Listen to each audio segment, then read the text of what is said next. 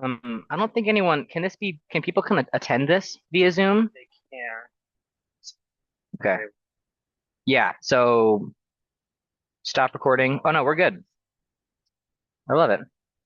And it can hear me okay? Yeah, lovely. Alrighty. Let me make the rounds here. I'm Vincent. I'm not sure we've met.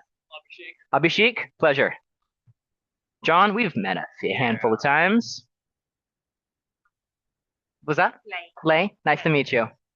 Steve, how you doing? Still parkouring? Good man.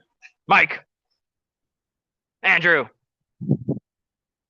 Bree, are you taking? You're hiding? Okay. Alrighty. Jeremy? Jeremy, okay. And Dora. Oh, good to have you. Good to have you. Okay, I'm gonna turn the music down. Um, make it a little quieter in here. And let's talk. Let's talk about kettlebell jerks. Yeah, we'll just turn this down. Alrighty. Just before we even get into like demoing or anything like that, who here has done kettlebell jerks before? Okay. This is good. This is very good. So, we're gonna be working from the ground up, and not really the ground up, but we're gonna break it on down. I kind of have like I've done a few of these workshops before, so I have some rough and tumble notes that I'm gonna work off of, but we'll see how much this I actually use.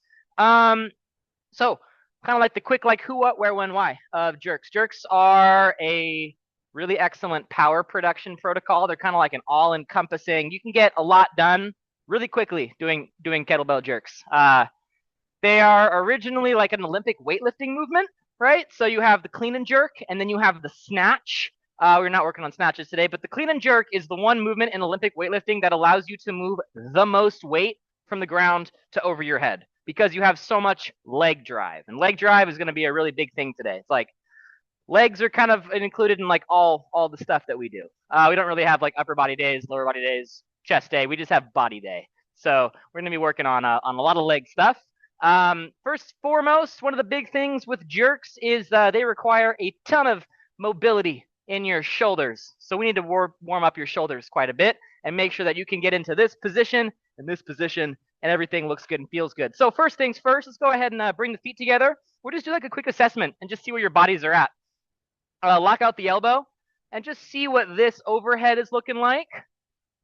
Okay, both sides. All right. Let's go a little rotation. See what rotation feels like. Nice big rotate here. Just keeping kind of track of where you land. Let's do a good old toe touch. Are we touching toes? Are we not touching toes? Drop the hips, drop the knees to bring yourself out of your toe touch. See what a squat feels like here. The best that you can, deep squat. Okay. All right. Come on up. All right, let's go ahead and roll around on the ground for just a hot second. Has anyone done any mobility before this moment in time today? Okay, this is good. Yeah. If you've already mobilized, we're gonna mobilize even more. So we'll start here. We'll start with a little bit of neck rotation stuff.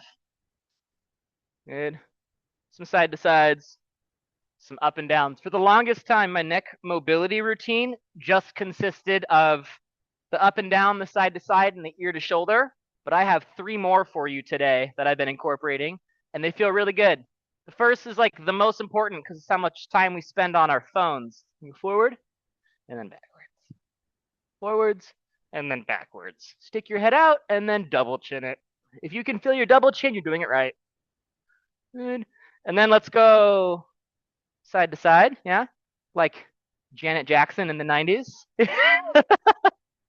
Try to keep your eyes on the same like level the whole time. It can be kind of tricky.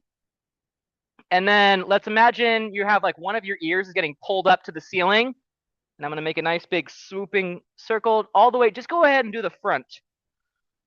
Just the front. I don't want to jam up your cervical spine. I like your cervical spine just the way it is. Toes in, toes out. Good. Toe mobility, very important. Didn't ever know that until I started working with Andrea. Realized how tight my feet were. Some knees. Some of those. And be a mirror of me. Lovely. Switch. Switch here to some of these guys. Start warming up the shoulders here. Switch. For those of you that have worked on jerks before, have you worked on double kettlebell jerks? Maybe. Okay. We're going to start with single kettlebell jerks today. And then for those of you that are feeling froggy, we'll get to the real fun stuff. The real gnarly hard stuff. Switch.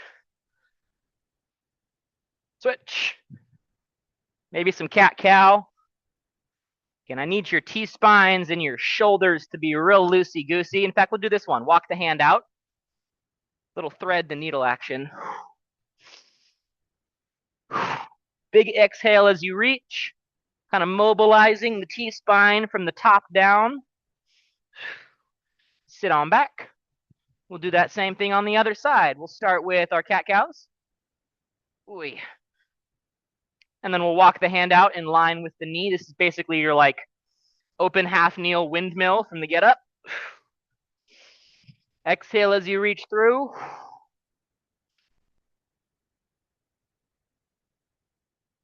Come on back and let's go down to the, we'll go on to the back next.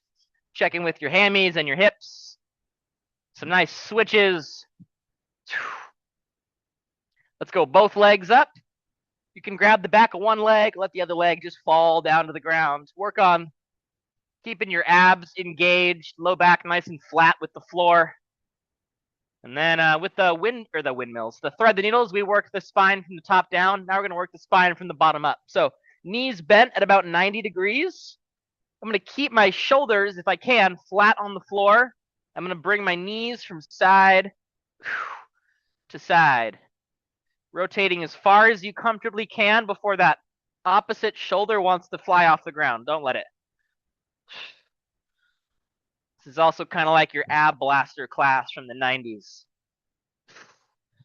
Alrighty, plant the feet. Let's throw a couple glute bridges in the mix. And roll on up. Alrighty, 2 arms at the same time here. Trying to be nice and tall, make your spine as tall as you possibly can. Do we have any Olympic weightlifters or previous Olympic weightlifters in here? A little bit of barbell stuff? Okay. So the biggest difference between barbell jerks and kettlebell jerks, you probably have heard with barbell stuff, triple extension. We're not going to be getting into triple extension today, but all will be explained in time. Let's do some down dog pumping stuff. Pump out the ankles. You're more or less simulating a double kettlebell overhead position here. So if you're feeling froggy, move your one hand at a time into the center of your 2 hands and do a 1-arm pump. If that feels good on your shoulder. If it doesn't, don't do it. Both sides. Stretching out the lat, stretching out the T-spine. Maybe go back to 2 hands. Then let's walk the hips down and do a little bit of cobra action. Butt tight, abs tight. Oy. And then we're going to be in need of loosening up the hips here. So we're going to go ahead and do some rocking. Does this feel okay on the hips? Sweet. All right, sitting back. Ideally, as you sit back, your cylinder isn't like changing or moving around. I want to keep everything nice and stiff. Let's go ahead and send one leg way far out. A little bit of this good stuff. And give it a swap. Howdy ho. Here to learn kettlebell jerks. I love it. Alrighty, let's do a little bit of crawling, just because crawling is good for your body and whatnot. Does it help with jerks? I don't know. Being honest. Let's go ahead and kick the knees off the floor.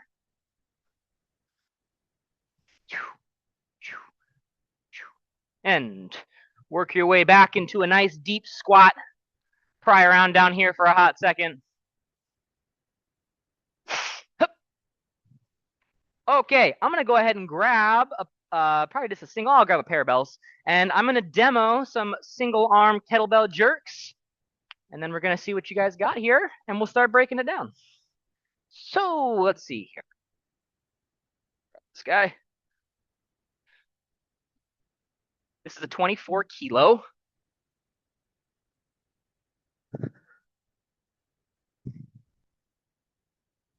Okay.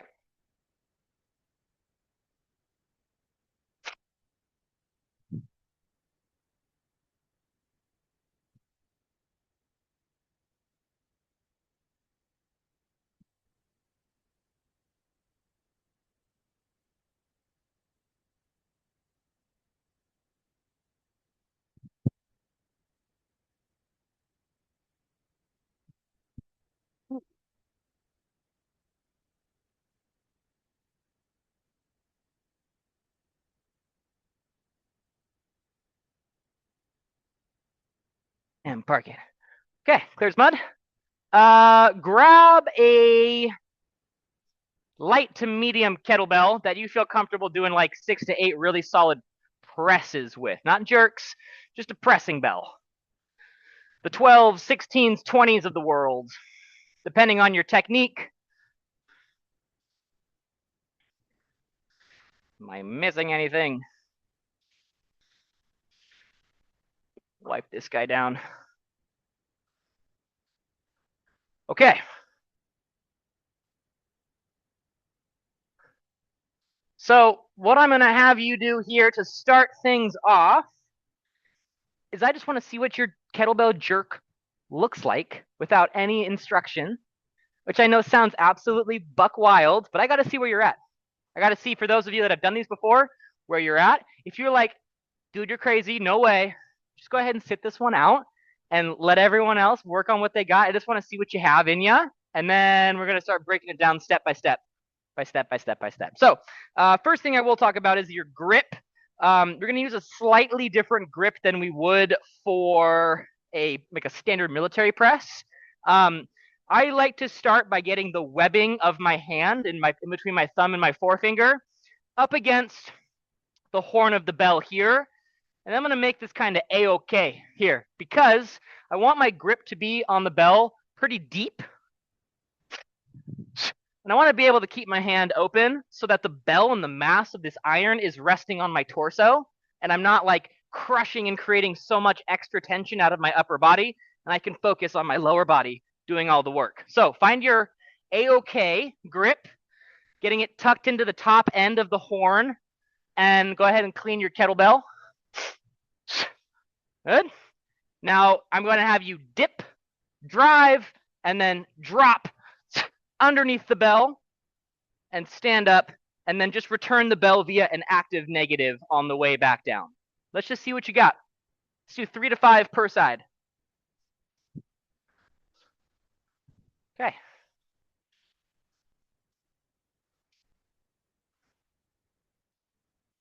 Okay. Nice, Dora.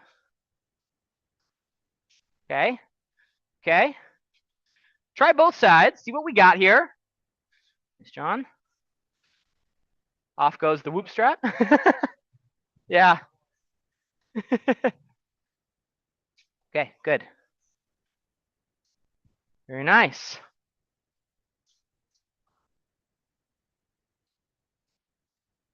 All right. I like this. Finish out your last 1 or 2. Go ahead and park your bells. Okay. So the biggest thing with a jerk is I call the jerk a 3D exercise. Let me explain why. Not 4D like your crazy ab wheel contraption, Andrew. That thing's nuts. 3D exercise. You have the dip, you have the drive, and you have the drop sequence. This is as opposed to like a push press. When I saw these, I saw some really excellent push presses. And you'll see this is the difference here. You have a dip and you have a drive. That is all. So let me explain, and we can go ahead and do a couple of these like you mirror me. So a 2D exercise, I have the bell in my rack position. I dip, and then I drive up. Push press, yeah? A jerk is a dip, a drive, and then as the bell starts to slow down, I get underneath the bell and then stand up. Usually because the weight is such a heavy amount of weight that you couldn't just press it anyways. You have to use some leg drive. So we're going to practice just getting into this drop position, because the drop in the jerk is what gives people trouble. The dip and the drive makes sense. The drop does not. So we're going to work on getting into this position. So what we need to do, let's see these, actually find a little bit of like open space on the wall, and let's move these, they're not baskets, buckets, no, boxes. There you go. I have kettle brain. Move those out of the way, and I'm going to have you find a space on the wall. I'm going to demonstrate here. And what I'm going to have you do is you're going to work on just getting into that drop position here. So I'm going to get, I don't know, maybe like a couple inches away from the wall. I'm going to get a nice upright torso. My back can be in contact with the wall. And all I'm going to do is just push my knees forward. Here. This is the drop position in my jerk. It's not a hinge. It's just a knee and ankle movement. Once I've gotten a few of these, keeping my spine nice and neutral, I'm just going to step away from the wall a little bit and repeat the same process without touching the wall with any other part of my body. So I'm just dipping the knees forward and coming back up. It should be no more than like a quarter squat, maybe even an eighth of a squat. It's not very deep. It's just, so find a little space on the wall. You have this lovely piece of wall over here, and move this bucket and have you right up on this wall here.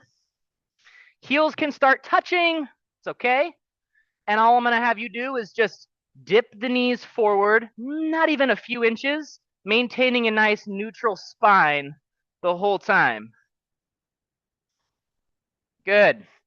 When you've gotten a feel for this, take the slightest step away from the wall and do a few more of these kind of quarter squats, and just don't touch the wall or the mirror or the window, whatever you're working on.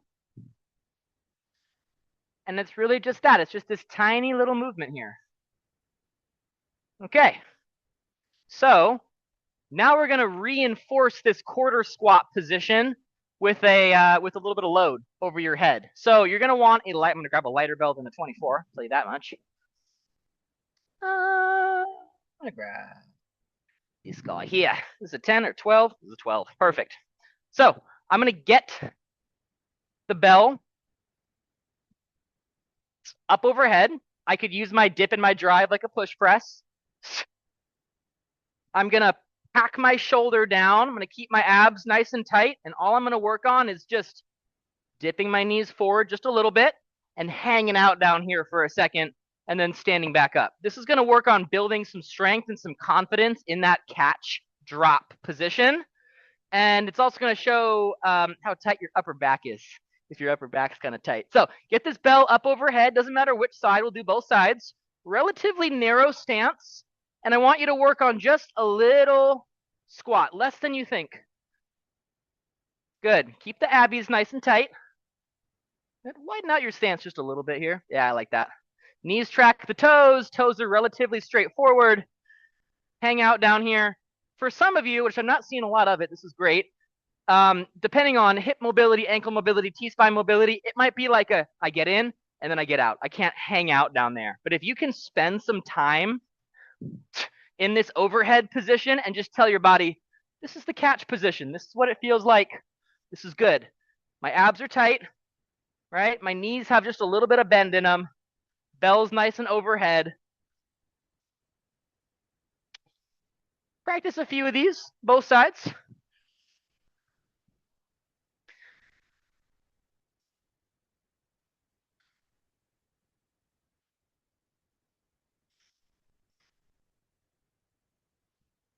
Very good. I like those, Jeremy. Those look good. Keeping a nice, relatively like nice loose grip on the bell. Remember, you want that kind of like A-OK position, but we also want the wrist to be nice and neutral, right? We don't want your wrist getting taken back into no man's land, or as we lovingly call, broken wrist position. Okay. Does the drop position feel better? Yeah. Let's take this and let's culminate this into our actual jerk practice. So now you know there's a 3D sequence. Go ahead and do it with me. Which hand ever, it's fine. I want you to dip here, drive, drop, stand, pull it down. Let's do 3 more of those. Dip, drive, drop, stand, catch. We'll talk about the catch here in a little bit. Dip, drive, drop, stand, catch. Take your time. Dip, drive, drop, stand, catch. Switch hands. Okay, do it slow here. Dip, drive, drop, stand, catch. Dip, drive, drop, stand, catch. Dip, drive, drop.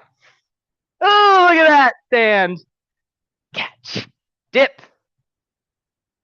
drive, drop, stand, catch. Want to try it with a little bit of load? I might have an answer.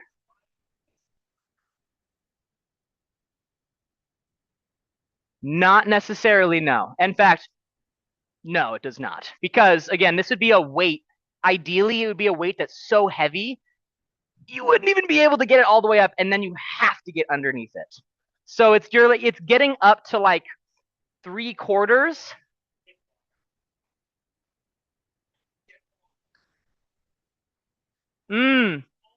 Yeah, that's a good question. It is, I think with me, now that I think about it, I'm probably getting to like 90% hip extension, almost all the way. So I can get some leg drive out of my glutes, but I'm not like, and then I have to like get out of that full hip extension. Not quite, not quite. But then once you get to here, after you've dipped, yes, now I want to be in a nice lockout. That's a good question. Okay, grab your practice bell. Yeah, I'll do this. You know what that drop position feels like? So let's do dip, drive, drop, stand, pull it down.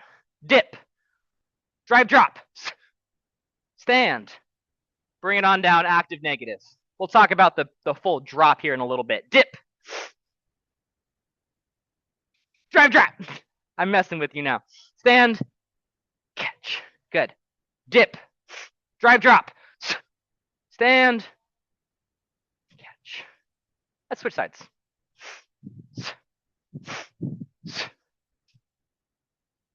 Dip, drive, drop. You go. Stand, pull it down. Dip, drive, drop. Stand, catch. Okay, on this last one, I want you to dip, drive, drop, and hang out in your drop for like 3 or 4 seconds. Okay? Dip, drive, drop. Stand. Beautiful. Pull it on down. Okay. Park your bell. Does that feel different? Does it feel better? Maybe. Still kind of, yeah, still kind of pulling the pieces together. So we have the, let me write this sequence down. And then when you leave here, I want you to go get this tattooed on your arm. Dip, drive, drop, stand, catch. This was the sequence that pertains to our jerk. And then this is the push press, right? And then these two are like boom, boom, dip, drive, drop, stand, catch. Okay, so what we're gonna work on next are called jerk starts. So when I'm in the rack position and then I dip and then I drive, I'm not really driving with my arms. I'm actually driving with my legs hard, and my legs are pushing into a braced midsection. And after the legs drive, and after the abs brace, then I do a little push with my arms. And then I'm going to have us just kind of practice this catching receiving position. So a jerk start looks like this. Take my A-OK position.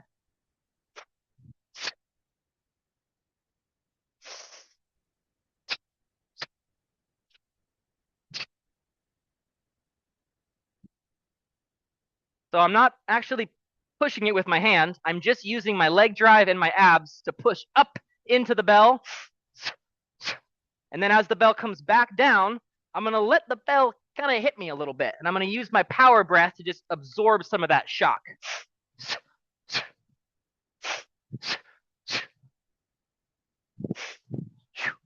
And then I'll practice on the other side. So get your bell up into the rack position for me. Good. Find a nice, relatively narrow stance.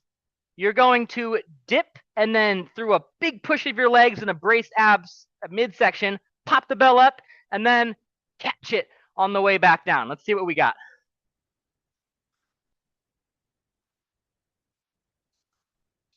Good. Wait for the bell on the way back down. Wait for it and let it hit you. That's it. Good. Yeah, wait for it. Wait for it. Wait for it. Better. So this is just going to float up to here and then come right back down. So it's not going to quite approach lockout. It's going to come like 50% of the way. And you're just focusing on that push of your legs. Good. So imagine the ceiling's like right here. And just let it float. Just let it float right on up. Better. I like those. I like those. Take your time on the way back and let it kind of hit you a little bit. Shake it out. Good. Let that bell just come right back down. There you go. That's it. Okay. Park it for a second here. Let's see. Yeah. It's time for a physics demonstration. Of all things. So I need, can I borrow this? See? Okay. So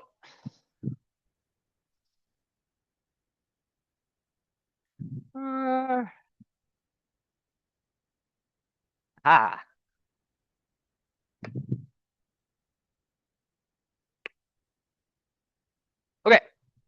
Take this out of the way. So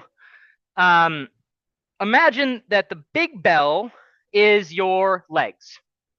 The big squishy ball in the middle is your abs, right? And then the lighter bell is the actual kettlebell.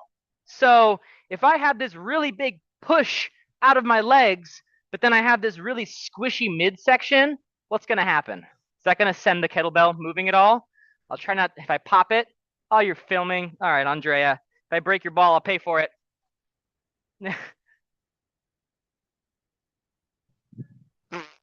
Right? What happens if I take the squishy ball out of the equation and I replace it with a rock hard midsection? Hey! So when I'm doing these jerk starts, it's very important that I have a lot of leg drive, but then I also have a very, very tight midsection so that the power I push through the floor can transfer through my body up into the bell. Yeah? So let's do a couple more jerk starts, and I want you to really focus on just bracing the hell out of your midsection and see if that makes a difference in any way, shape, or form.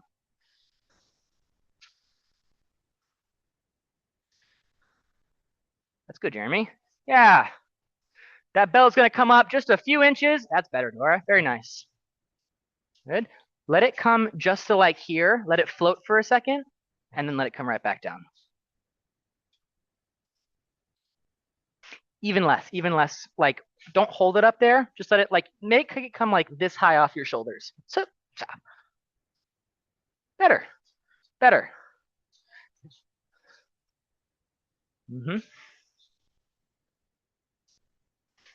Alrighty, go ahead and park it for a second.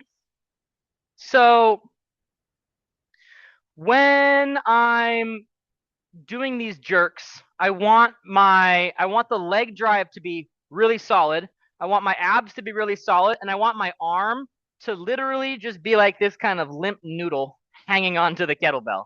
If I push the bell up and then I crush the bell handle and I stall it for a second, well, now I've activated and I'm spending a lot of energy activating all this upper body musculature that doesn't really need to be on. So you'll see the difference here. If I zip the bell up and then I, right? That's more like a active negative in a military press. When this bell comes back up, it's going to float for a split second, and then it is going to come hurtling back down at me, and I have to be prepared to catch it with a nice braced midsection. So it's going to look like this. Right, it floats, and then I'm not going to stop it in any way, shape, or form. I'm just going to let this thing come right back up, and then come back down. Now, this is where I get a little bit mean. The best way to do this, the best way to learn this is to do this with a heavy bell. Because a heavy bell is, you can't press it. And I don't want you to press it. So I want you to find a bell 2 to 4, maybe even as heavy as 8 kilo heavier than the bell you were just using in your jerk start. And I want you to try a couple there and see if that teaches you a different lesson. I'll give you your 16 back. Forgot I stole it. There you are. That should be a good size weight. Just let the bell pop up and then come right back down, and don't try to stall it at all. And then I'll tell you a story. Story time.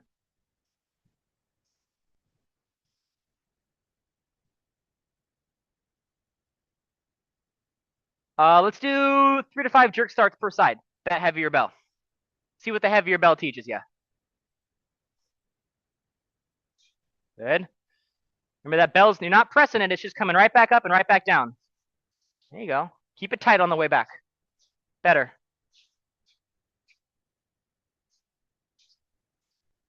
Good. Let's keep your arm a little bit more vertical. Yep. Little movement here. Good. So go ahead and park it for a split second. So as it's coming down, it's starting to roll. Yeah. So try to keep this hand nice and neutral the whole time. And then just don't worry about going much higher than like just the top of your shoulder. Just focusing on what's happening down here and not so much what's happening up here. Try that 1 or 2 more times. Good. Let that come all the way down to your rack position. There you go.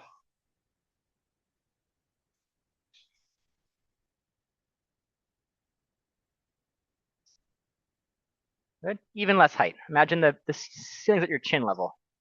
That's better. Yeah, you can go ahead and park it.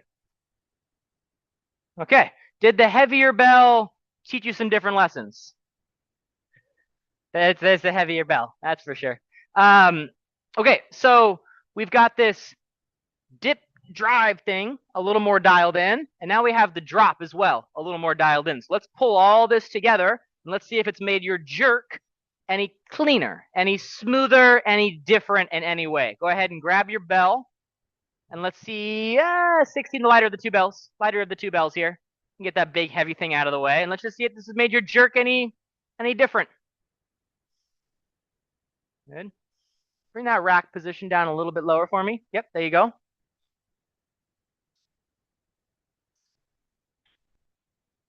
Good. Okay, you might let the heels come off the ground, but keep the toes down. That's better.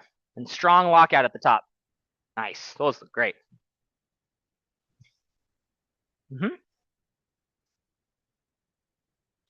So as the bell comes up, then at this point, I'm going to get underneath it. Good. I have a drill that's going to help tremendously for this. Good. Finish that lockout hard at the top there. Push that bell all the way through. Yes. Nice. Little too much power. Little too much power. It's okay. It's okay. All eyes, all eyes. Good. And nice. Go ahead and park it. Good. Make that dip a little bit faster, a little bit more aggressive. That's better. Yeah. I like this. Okay. Shake it out. Does that feel different? It was the best round of jerks from my eyes yet. But we have a few things that we can continue to work on. So we got the dip. We have the drive. We have the drop. We have the stand. But I think the last thing that we can kind of pull together is the timing of your drop. That might still feel like a little odd, a little alien. So this is where we're going to get a little creative. We have to get like a ton of irrigation boxes, like all the irrigation boxes, like steal them all. This might work depending on how.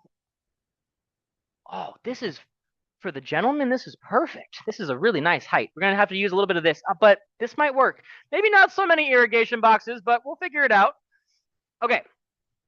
Gather around. Oh, also, I wanted to share a story first. This is the perfect height, but we might need to have some of the under tall folks step up on some boxes. We'll see.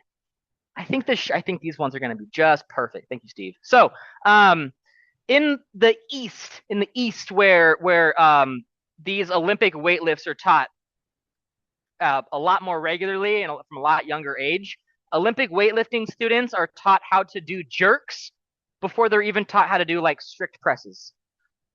And so like chew on that for a second, right? Like imagine you're only ever taught how to do this because you're trying to move as much weight as fast as possible, and then suddenly someone says, don't, keep your knees locked out. And then you're like, oh, that's a very different feeling. So this is just a completely different way of approaching a movement that we don't really talk about a lot in the West. Let's have you all kind of shuttle on over here to the rig. Is that gonna? Okay. So I dip, I drive, and then at a certain point, the kettlebell floats. And I have to either let the bell come back down or I have to get underneath it. And what I'm doing is I'm basically taking the bend of my arm and I'm giving this and I'm taking it down to my hips, right? So the 75% bent arm goes to 100%, and my 100% bent, or my 100% straight hips go to 75%. So what I'm going to have you do is you're going to get underneath the bar. We'll just have to take a lot of turns doing this. I'm going to get underneath the bar. My hips are straight, my elbows locked out, and I'm going to see how fast I can go underneath the bar, pushing up and being kind of aggressive. So I'm here, and then I full lockout. My shoulders packed, but my hips are bent here, and I'm just practicing. And I'm pushing up into this thing pretty hard here. All right, I'll try both sides.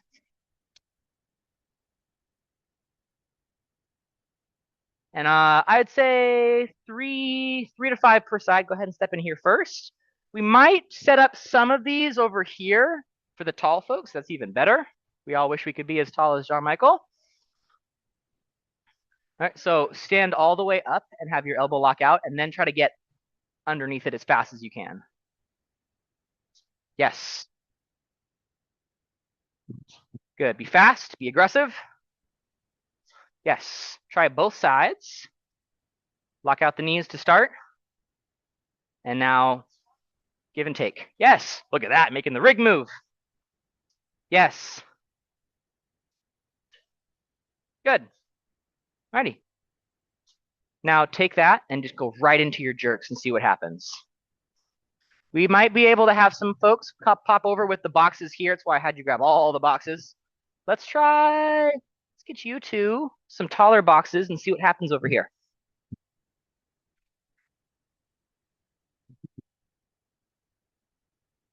Or step on in, see if that's enough height.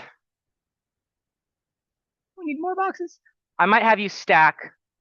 Yeah, I want your palm to be all the way on that. So let's get some of these boxes and move you over to this rack over yonder. Let's try these.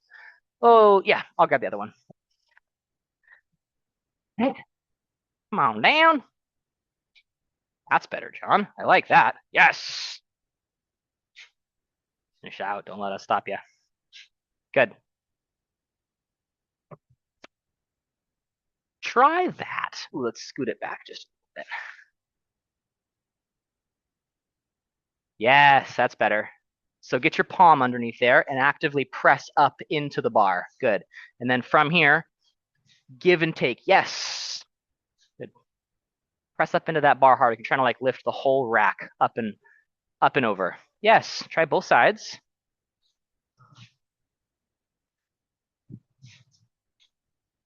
Better. Yeah. That's better.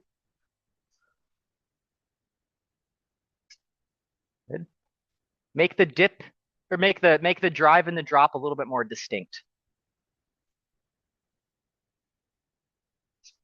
Is that not better? That's day and night difference. Go ahead and park it.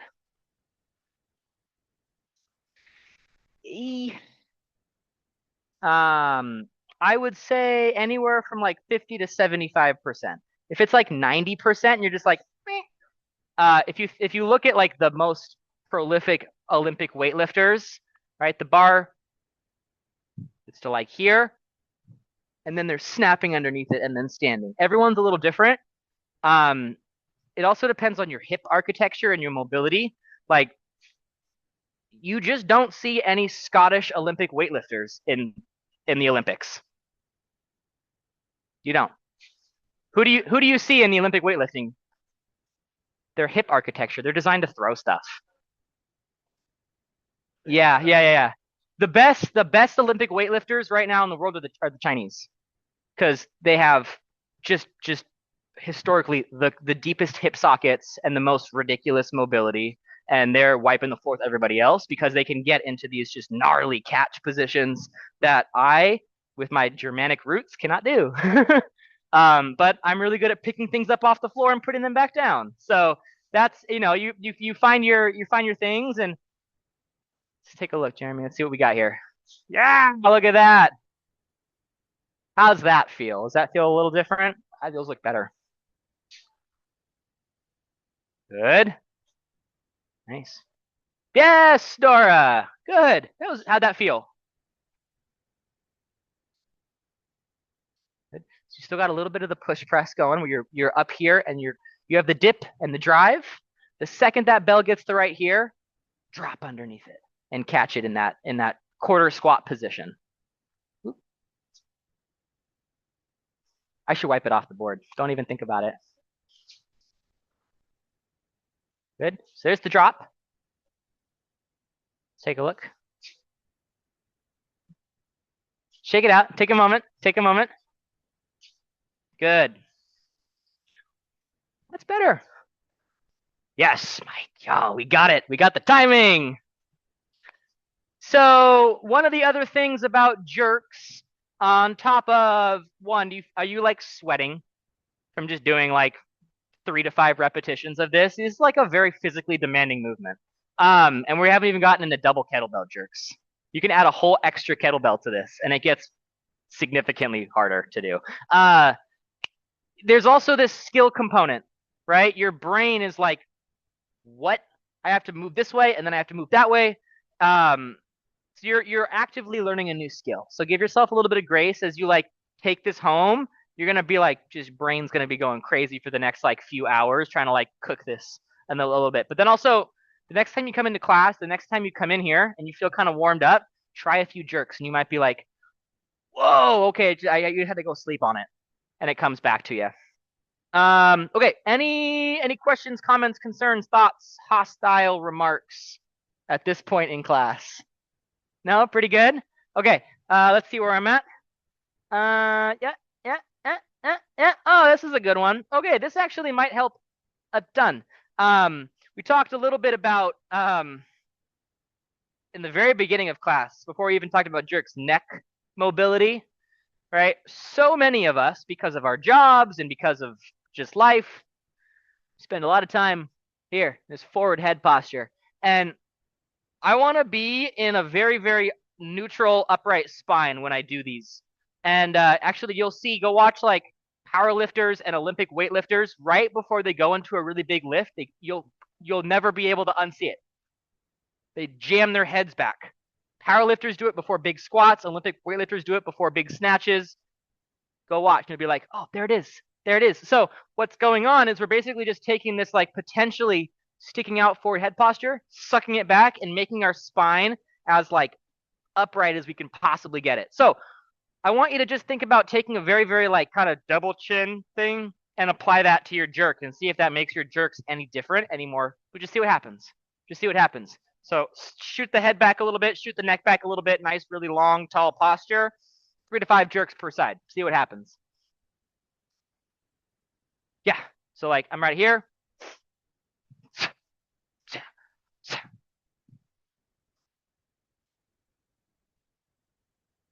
Nice, John. Got the drop down on the way down. You got the catch, at least.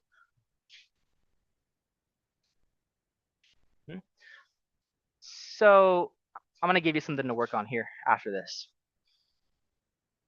Does that feel different?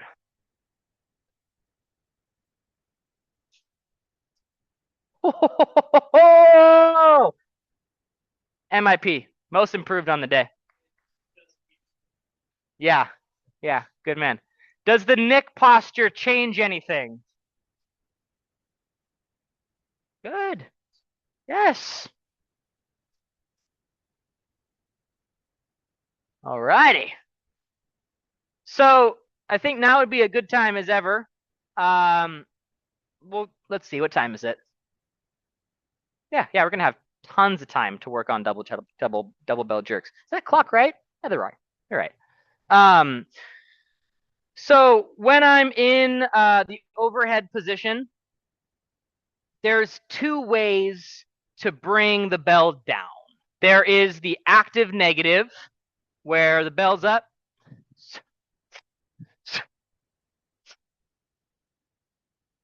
like a military press. This is a just fine way to practice, but because the active negative requires so much energy, you're probably not going to be able to do as many jerks.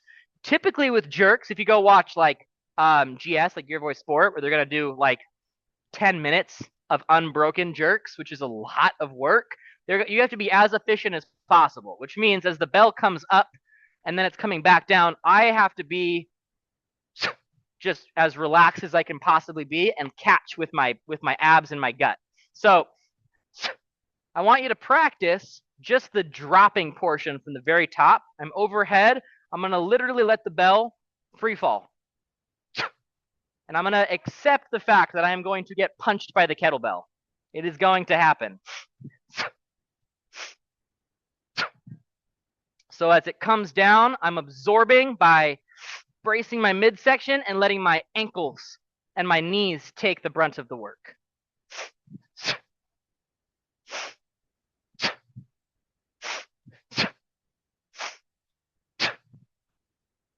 And then I'll park it. Shake it out. So 3 to 5 jerks from the overhead position. Just let the bell and catch. And let a little bit of power breath out so you don't get too beat up. There you go. Great drop. Good. Now just be faster on the drop. As the bell's going up, suddenly you're dropping down.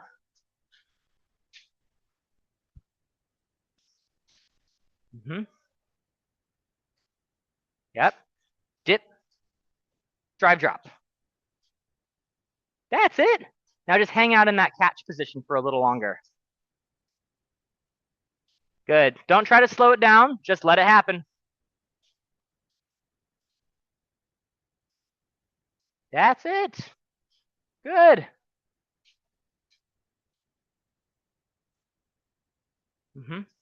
Yes. Try to get that rack position a little lower so that bell's not kind of like hanging out on the shoulder.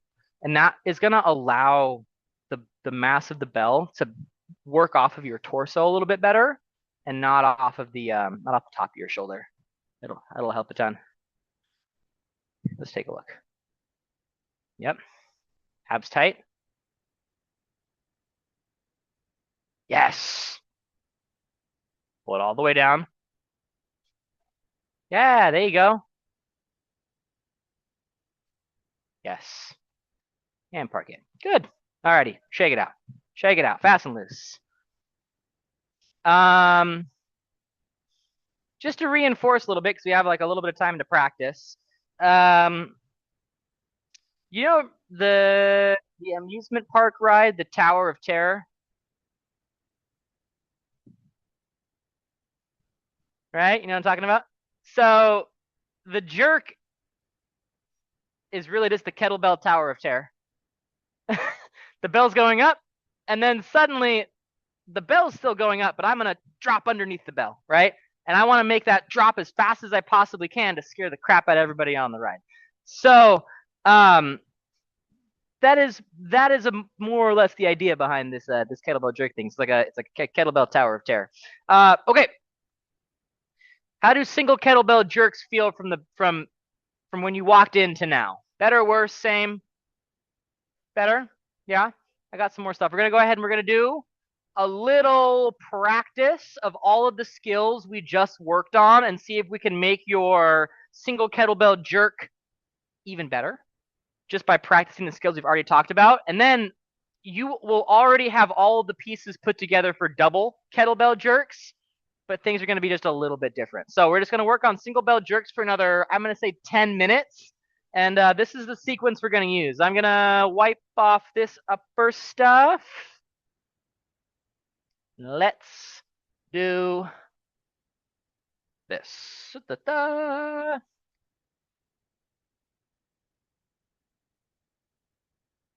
Quarter squat. First, let's say 3 to 5. Without setting the bell down, just stay on the same side. You're going to go right into a handful of your jerk starts.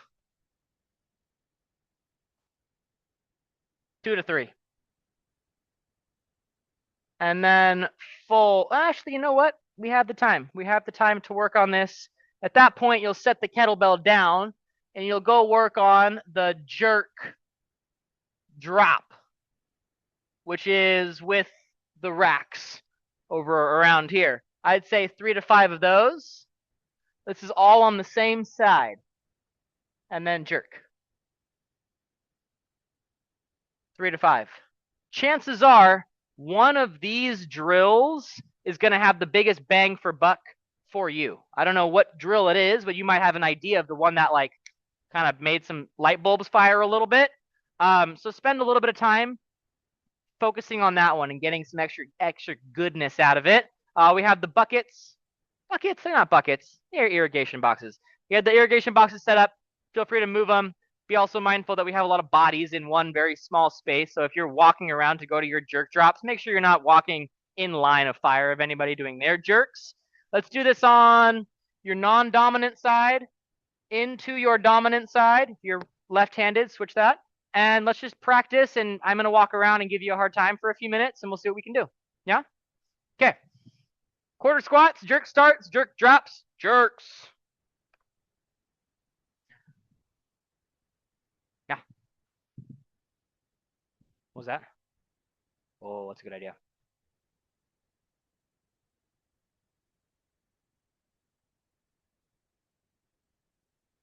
While you're in here, with the quarter squats, with the, not so much the quarter squats, but with the jerk starts and the jerk drops, and then the full jerk, work on making your forearm nice and vertical so that the bell has the cleanest path all the way up. If you're starting here, that bell has to kind of wing out.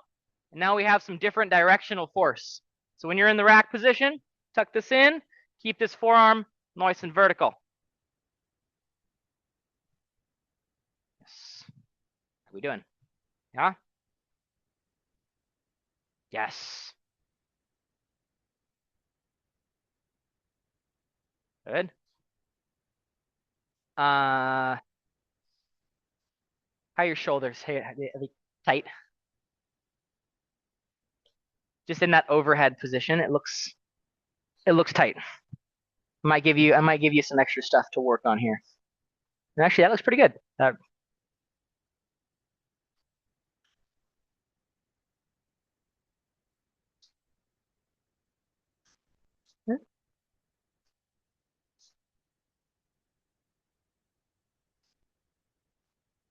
Keep the abs tight, tight, tight in that catch position.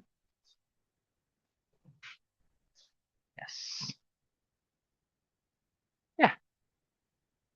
So as you were in the left side, it just looks like the left side, the catch position was like a little too far forward. If that feels okay on your shoulder, try to push the belt back behind your head a little bit more. I've also got I got a mobility drill that I'll throw your way. Ooh, that corner's looking worse for wear.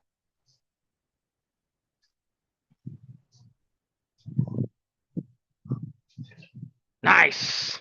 Fast. Good. Just remember that jerk start. You're going to get the bell off your chest and create separation from your body and the bell with your legs and your abs, not your hand. So what I think will help, because you have a bell that's light enough that you can just like press it, no problem, right? Try the slightly heavier bell, and I might even have you try a even slightly heavier bell than that.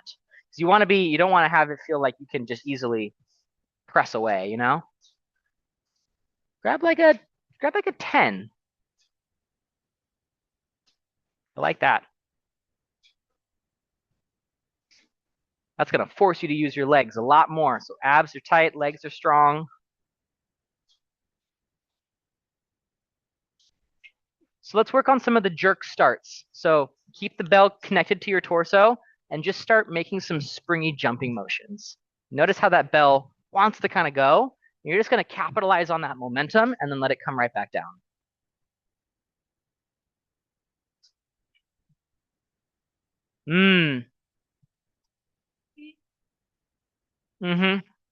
Right. So you have the push press down. That's the dip and then drive and then lock out all the way. So the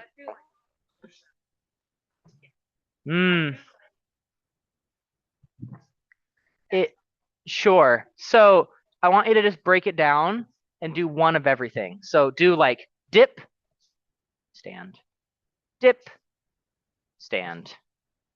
Don't worry about like letting the bell come up hard, just dip, stand. Now you feel that bell wants to go a little bit.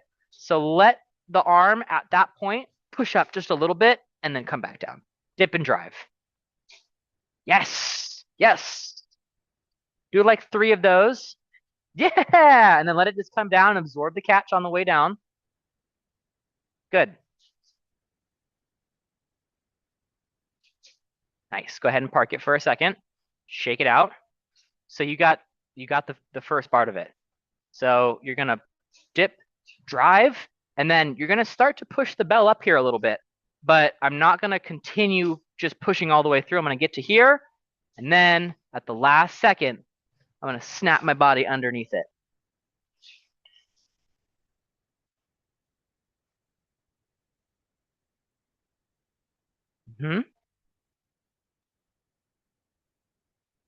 Grab the, what is this? This is a 12? Grab a 10. Grab a bell right in the front from the middle. Maybe? Ah, that's the one. There you go. Yeah,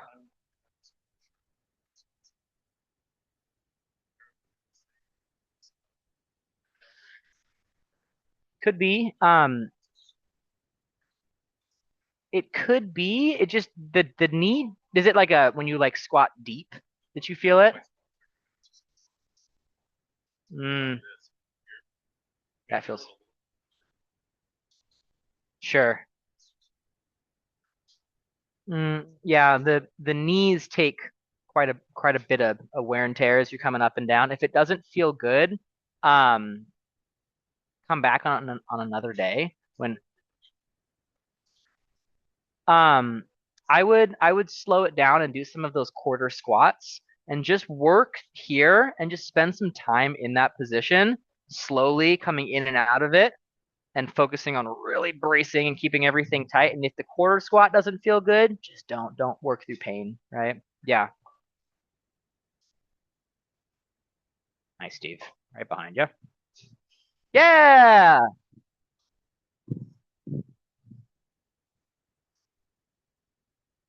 Hmm. Yes. So much better. Good. Now, as you're standing back up, just keep that elbow locked out. And yeah, so uh, park your bells for a hot second. This may help. Um, anybody in here know like how to read music? Yeah. Yeah. Okay. So like quarter notes, half notes are longer than quarter notes. Eighth notes are a little faster. When I think about these, right, I think like when we first started this, it was like quarter note, quarter note, quarter note, quarter note, quarter note. And then we kind of turned these into eighth notes, and like it went from, right, quarter note, eighth, quarter, right? So when you're doing these, make an emphasis on making the dip, the stand, and the catch slower, right? I remember how we did like the dip, and then you all went, and I was like, that,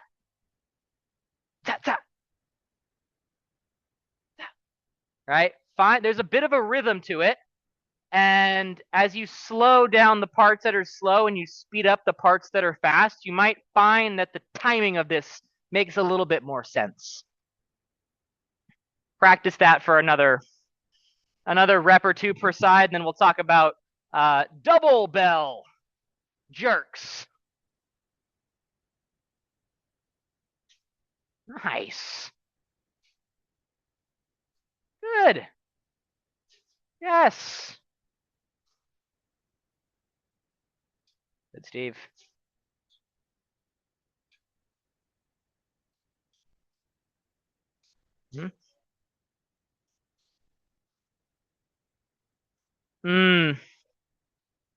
Yeah. Yeah, you don't get the kind of, it doesn't have to be particularly heavy, but you'll feel that every bell requires just different. Yeah. Yeah. Don't do that. Yeah. Have you ever tried the 24? Yeah. Let's take a look and see what we can work on here.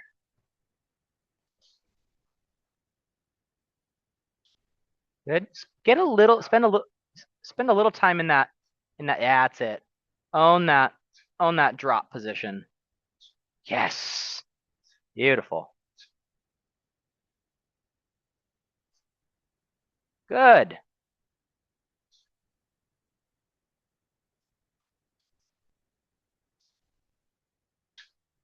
I like those.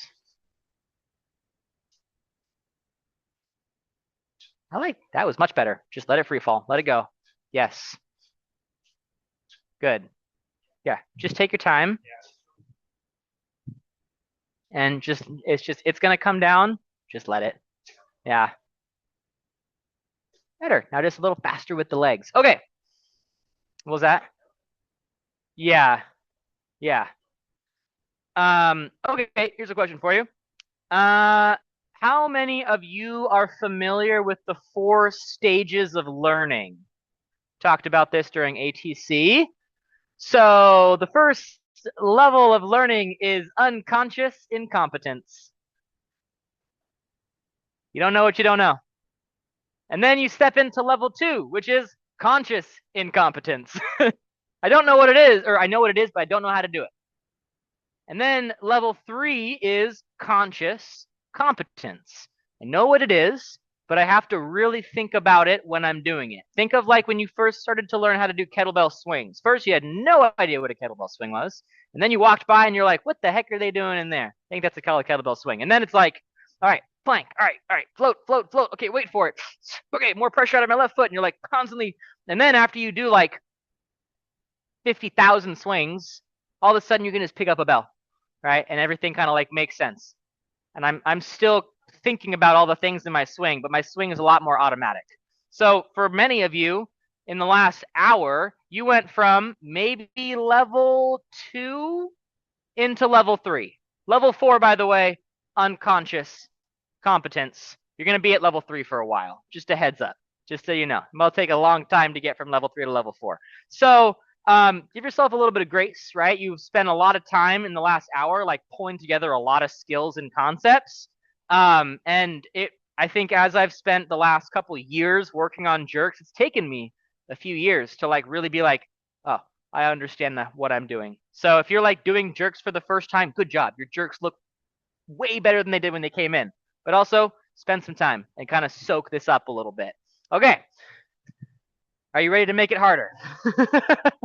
For those of you that are like, this is plenty hard, thank you, continue working on single arm jerks. You'll get so much benefit. Double kettlebell jerks require like near perfect shoulder mechanics. You have to have a lot of mobility, and you have to be prepared to take on the task of having twice as much weight over your head in that drop position. So we're going to do the same thing, but we're just going to throw in an extra kettlebell and kind of cook it a little bit. I would definitely recommend, if you've been working with like a 16, grab like maybe double 16s, maybe grab a set of double 12s, just so you can begin to get a feel for the extra load over your head, because it's going to go from 16, right, to 32. That's heavy. So double 12s, at least that's 24. It's a little bit more manageable, which means I need to get double kettlebells.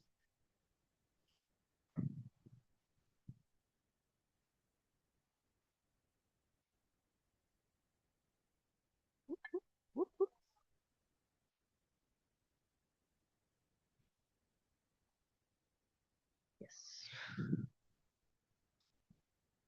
How's your knee doing? Just take your time. Take your time. Yes. Alrighty.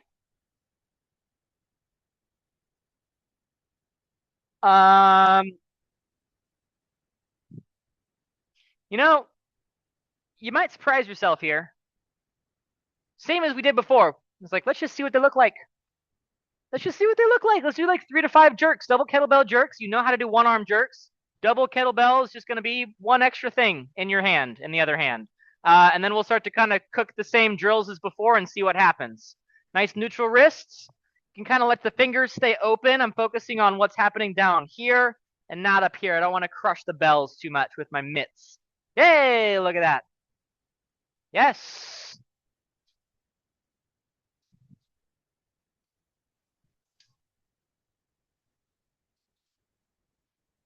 Good. Keep them nice and narrow if you can in that overhead catch. There you go. Lock out that right elbow all the way when you're up overhead. Yeah. Yes. Let's bring those elbows in. Yes. Nice vertical forearms. Pretty good. All right. Set your bells down for a hot second. Finish out that last one if you want to. How many of you, while doing the double kettlebell jerks, were like, oh, my back? Oh, I'm tight. Yes, maybe so. Just me. Okay, that's fine. Whatever. So I'm going to share with you. Yeah. You get a dowel. You get a dowel. Everyone gets a dowel. Grab one of these guys. Come on in. Come on in. And there should be enough dowels for everybody. I hope. I'll take the tiny little wooden one. Good. Yeah. Yeah? There you go. Take this guy. Wait. Does anyone not have a dowel? Yeah. Well, this is just going to be pure mobility. Pure mobility. These are pass-throughs. They're also lovingly referred to as shoulder dislocates. Don't know why. Yeah. They won't. They're really good for your shoulders. That dowel, it's probably a little bit too small, actually, because I'll give you this one here in a second. So I'm going to have you grab at the very far ends, and then I want your elbows to stay locked out. And now when you're coming up and over, just going to start here. Pull the ribs down, squeeze your butt, and all the way down and over, and then come back. All right, elbows stay locked out. Ribs stay pulled down. This is a really excellent shoulder mobility drill. Let's give you this guy. And as you gain some comfort, I want you to bring your hands in a little bit, and in a little bit, and in a little bit. You might not go all the way up and over. That's okay, because all you have to do is get to this position, right? So work your hands in farther and farther, until you're basically with your double overhead position here. And when you get in this position, think about pulling the shoulder blades down and anti-shrugging, right? Bracing the abs and just getting this nice big stretch in the upper back. One or two more. Very nice. When you've gotten plenty of those, this is kind of a gnarly small dowel, so have fun. Go back in. Oh, you know what? Because you've now mobilized this, grab your double bells and just pull yourself into your dun, dun, dun, quarter squat and see if that quarter squat feels any better, any different. And then once you've done a few quarter squats, apply that to the full double jerk and see what that feels like. Yeah. Yeah, that's better. Keep pushing the dowel back the whole time. Yes. Spend some time down in that quarter squat if you can.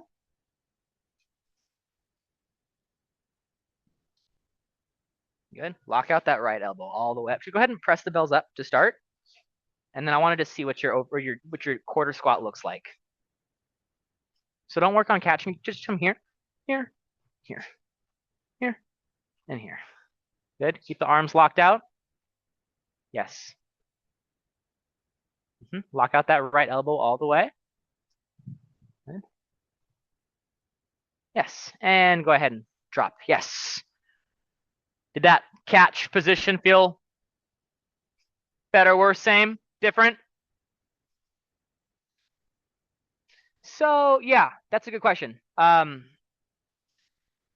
I'm in the overhead position, I want my shoulder to be in external rotation because I want my shoulder to be able to sit in its socket as efficiently as possible. So if you lack the mobility, you're probably gonna be here, but I want you to be here. Also think about like the jerk with a barbell. Could you be here? No, you have to be here. And also think about the top of your overhead press. Yeah. So good point. Good point. Good question. Okay. I'm going to have you do the exact same thing you did just a moment ago. Jerk, half quarter. You already did your quarter squats. Work on to your jerk starts next. And then we get into the, this one's fun with two hands.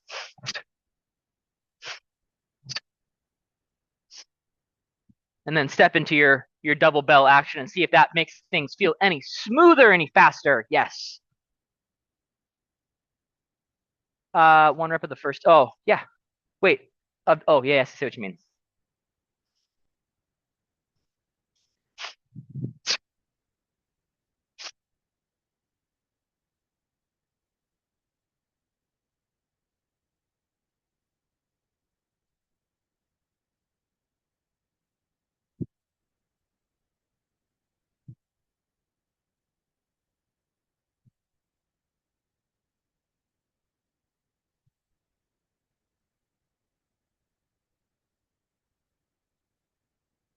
Huh? Yeah. This may help a little bit. For those of you that know how to do snatches, one of the things we talk about is the bell's coming down from the overhead position. Is if you're getting like yanked by the bell is moving faster than you are. So the cue that we tell you is throw the bell down into your hips. And you're like, that sounds terrifying. And then you do it and you're like, oh wait, my snatch is now way better. So when I'm in this position, I'm letting the bells fall. I'm also kind of pulling them down into me a little bit. Right? If I'm going to anticipate a punch, I might as well lean into it a little bit. And that speeding up on the way down can make things actually feel a heck of a lot better. So play around with these quarter squats, jerk starts, jerk drops with our setups, and I'm going to walk around and just see how we're all feeling, see how we're looking. Yes.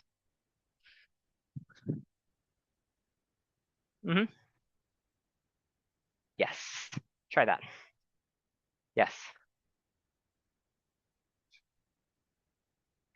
So it's up to a certain point, but if I'm in an overhead position, I'm here, and then I open this up, it's actually going to take your shoulder and sit it into its socket a little deeper. Yes. Well, the overhead, the finish of your military press and the finish of your jerk should be actually the same. Yeah. Well, enjoy the ride. Good job. Yes. Good. Be a little bit more patient getting into that drop. There you go. Yes. Oh, that's good. Yeah.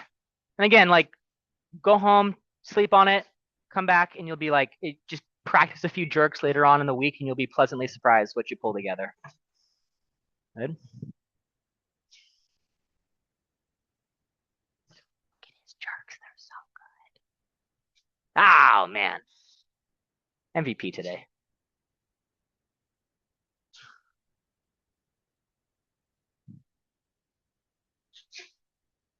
Alrighty, how are we feeling, Mike? Okay, okay. Let's take a look. Good.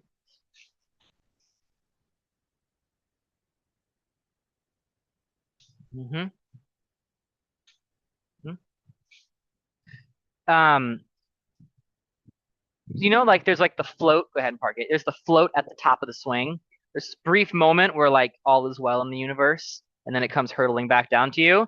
I want there to be a little bit more of the float before you get underneath it. Just wait a little bit longer. Let's see if this makes a difference. Make them float and then get underneath them.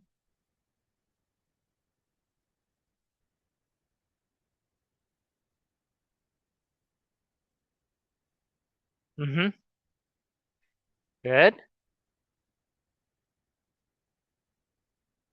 Yeah, it's better. Yes.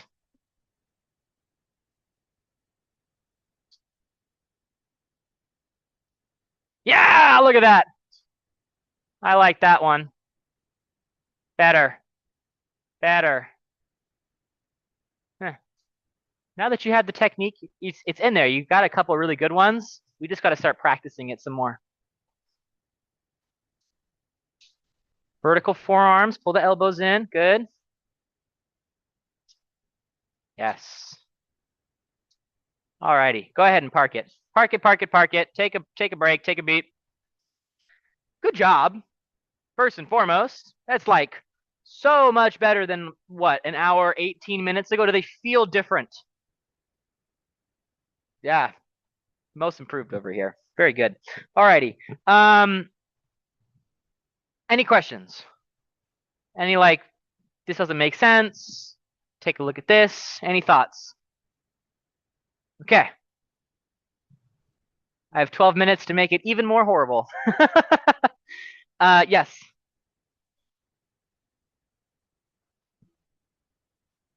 Mm-hmm.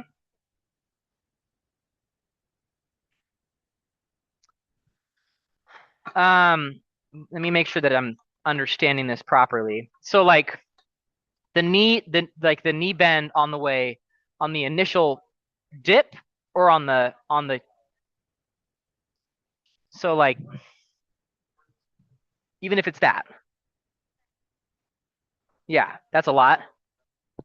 So um if you're doing a push press, once you get out of this point here, your knees are fully locked out. If there's any knee bend, it's either you're just not keeping them tight or it's like a jerk. Um I would encourage you go onto YouTube tonight and just type in Olympic weightlifting clean and jerk and just watch, especially if you can get a chance to watch clean and jerks from the best of the best of the best in slow motion. They usually do slow-mo breakdowns. And this idea of like, okay, I have 400 pounds on my chest right now, not, double 12. I have so much weight. They dip, and they also do split stance, right? Which we're not doing split stance jerks today, but they're going to get under. They're going to push, and you like see the weight go up, and you're like, oh God, oh God, oh God, oh God, oh God. Because there's all this weight wants to come right back down. So they have to get underneath it, and just watching it in slow motion can really like put together the pieces of like, oh, okay, that's the timing of it all. Is there a question in there? Mm-hmm. Yes. Sure. Yeah. Yeah. That's a good way to think about it. There's a that might be more for like a snatch. Yeah. Um, and like the way that we orient our bodies around barbells and kettlebells is a little bit different. And this is also the like the StrongFirst hard style approach. If you go watch kettlebell sport guys and gals, um, that's a wild thing. That's like, hey, let's pick up what double 24s. Okay, here's a 10-minute timer. Don't set the bells down. How many jerks can you do? And they do that for fun. So with our type of training, we are not focusing on efficiency. Like they get into this really like kind of they're trying to be as loose as possible.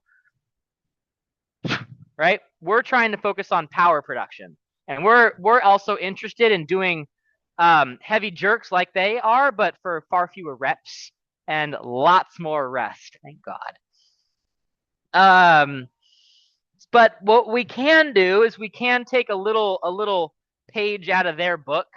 They do what is called long cycle. Has anyone heard of long cycle before? Yes. Long cycle clean and jerk is that like I'm gonna set a timer and I'm not gonna set the bells down. But they are doing long cycle clean and jerk, not just long cycle jerk. I think you can do long cycle jerk. That sounds horrible. All that time up in the rack position, your arms are just toast by the end of that. At least with the clean, you get a little bit of a reprieve for a split second. But let's just take a few moments to kind of talk about the long cycle clean and jerk. We haven't talked about cleans at all. It wasn't the focus of this workshop, but we can at least, if you, does everyone know? I mean, you all know how to do cleans. You got the bell up here in the first place, so we got that much down. Let me demo 5.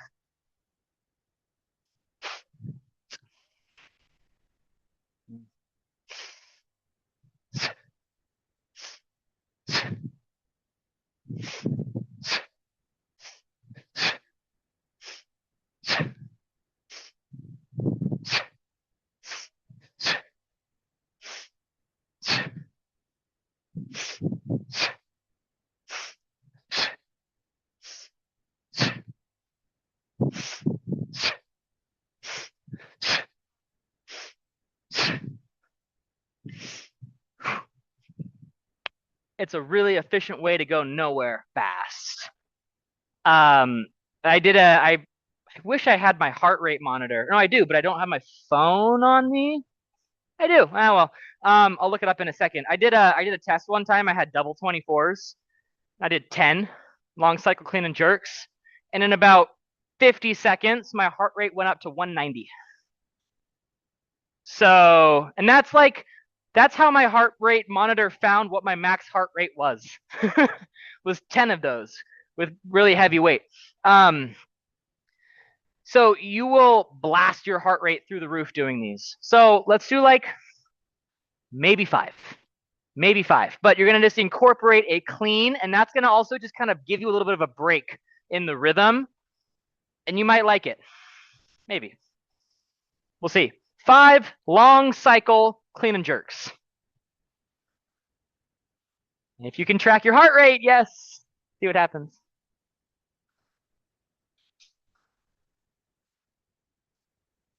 Good, Jeremy. Yes. Nice, Dora.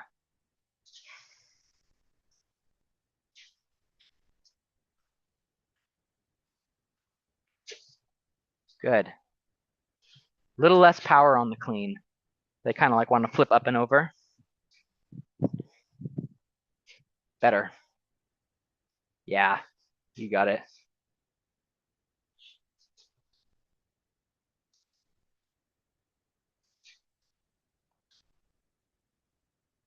Lovely push press. Better.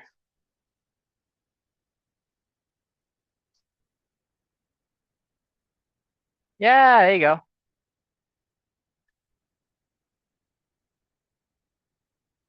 Yes, better. Takes a few reps to kind of get into the flow of things. 3 to 5. Yeah. Okay. Uh, what did you think of long cycle clean and jerks? Hard. Yeah.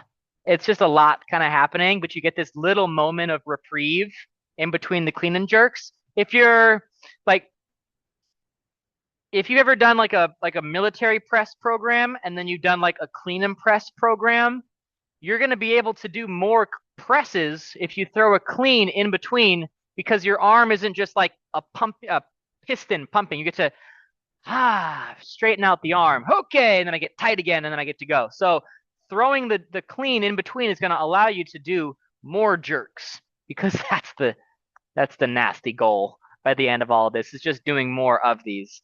So we covered one arm jerks, we covered double bell jerks, we covered long cycle clean and jerk, double bell long cycle clean and jerk. Could be done with single bell as well. We have kind of hit the end of our day. Do you have any questions?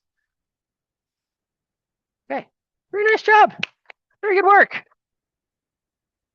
I think I saw a ton of improvement across the room. We went from having some really lovely push presses to some really lovely jerks by the end of the day. And everything kind of wrapped up nice and neat. So let's put the bells away. I'll do a little like cool it down mobility to finish you out. You will see jerks in programming, definitely in the 6E classes, in the elite classes throughout the month of June. These are within the kettlebell, like the StrongFirst kettlebell universe. These are level 2 movements, part of the level 2 certification. So these are not for the faint of heart, as you have seen, as you have felt. But they are a really fun way to move iron around and get heavy stuff up over your head.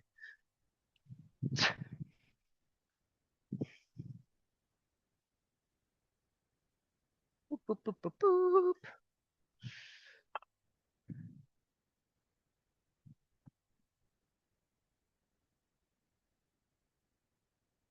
Alrighty. Let's hit the deck for a second. One of the things about single bell work is it really taxes your QL and it taxes your hip stabilizers. So we're just going to take a moment to like stretch out all this stuff. So 90-90. I'm going to rotate my torso over my front knee. And then without bending my spine, trying to keep my spine nice and long and tall, I'm just going to pull myself over towards my knee and just breathe into this for about 5 or so deep breaths.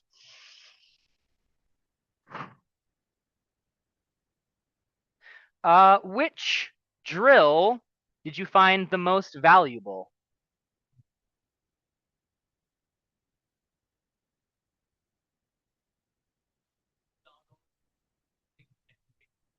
Mm-hmm. So, yeah, the jerk drop's a great drill. And then just being able to get the feel of like doing it with heavier load is phenomenal.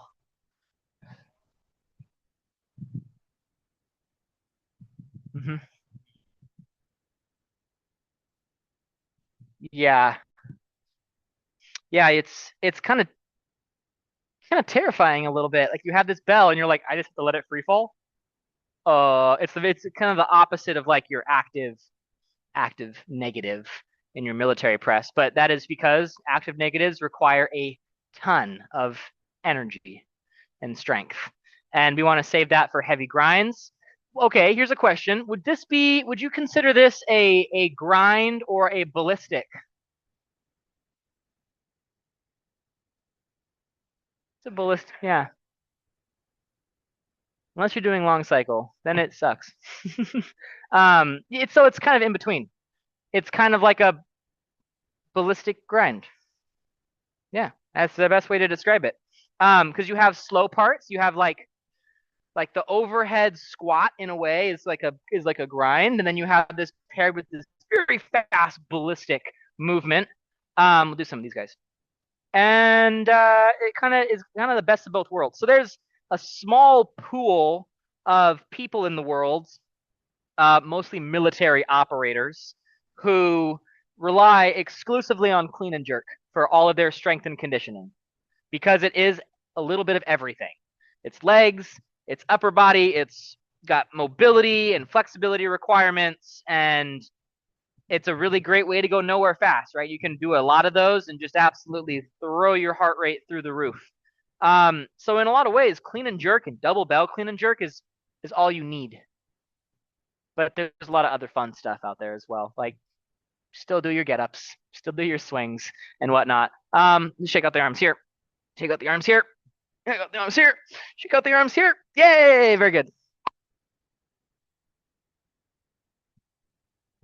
Alrighty. And that's a wrap on the jerk clinic. Hey, you're very welcome. Good job today. Are those jerks came along swimmingly.